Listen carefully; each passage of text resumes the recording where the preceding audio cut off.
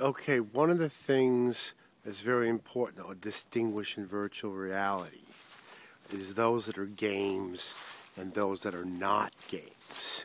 And one of the things that I think is really striking about Second Life is that it's not a game. And a lot of the people who are hardcore players will say, oh, it's not a game. Now, legally, under the law, Second Life is a game.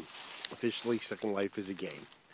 But as a sociologist, okay, I think there's a massive difference between the games and the virtual spaces, the virtual worlds that I've looked at. I've looked at some things like when you go to a game like Eve, which is the game I'm most familiar with, what's striking about it is all the commodity price exchanges and deals that are going on. Games are highly structured types of activities, and if you really want to understand games, the theoretical framework is probably best coming out of people like Weber or Marx.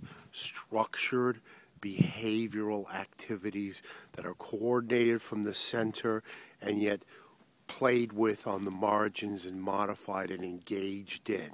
You're talking about sociology that doesn't really look at the human being as much, but looks at the structure of the system. Okay? So you talk about structuralism, maybe even post-structuralism. If you're going to study games, the things to look at are things like Levi-Strauss, Karl Marx, Weber, Durkheim, and that tradition of area. Second Life is different than a game in that it does not give the person a structured objective. It's much more like a movie or a dream. You suddenly emerge in this kind of fluid space where you're able to construct identity yourself in a way you can't really do in real life.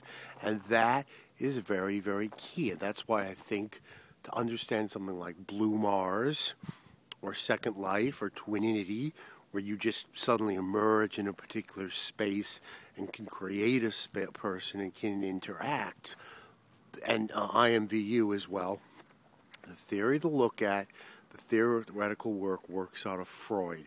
You have to understand the fantasy space, how fantasy relates to reality, how fantasy deals with anxiety, and how living in the modern world we're building these kind of technical spaces to deal with fantasy. So even though from a legal framework there's no difference between a game like Eve and Second Life, from an actual, I think, from a sociological standpoint, the two are extremely different. They're polars.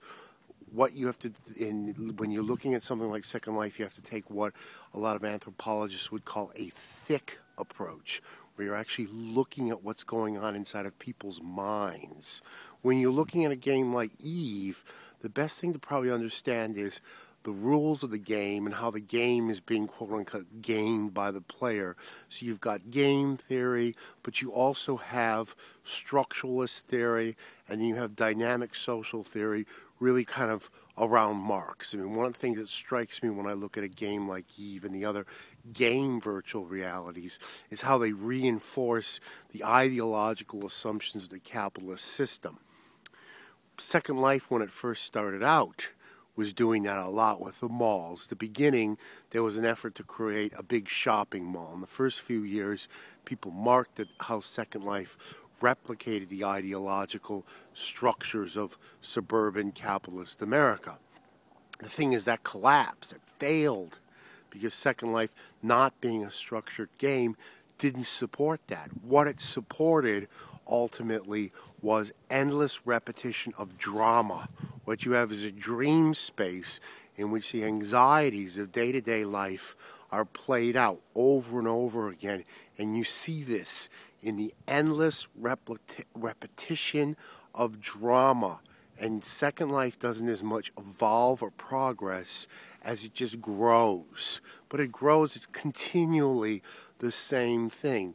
People creating things to deal with those anxieties in their life. For example, people who work in the auto industry in Detroit or depend on the auto industry may form communities on Second Life where they build and fly airplanes. the airplanes are dreamlike automobiles.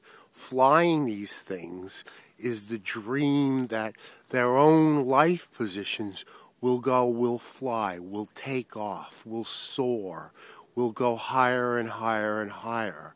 By creating an aircraft, I've seen this, the particular players are engaging in a dream about their own reality. And definitely you see this in the cyber sex play all the time. People who are unhappy in their marriages, people who are unhappy in their relationships will find each other and for some period of time play out an idealized romantic relationship all the way through childbirth and child rearing very rapidly, and then one player becomes either too sick or one player becomes too well. I see all the time where when the anxiety conditions of people in Second Life change, either improve or get worse or change radically in one direction or another, those relationships that were so rock solid in the fantasy collapse because the two players no longer need to share the same fantasy space. If you really want to understand Second Life more than anything else, look at movies. Second Life is interactive, collaborative cinema. That's the way to understand it. It's a film, and just like films, you see the same stories over and over and over again, even though the special effects get better.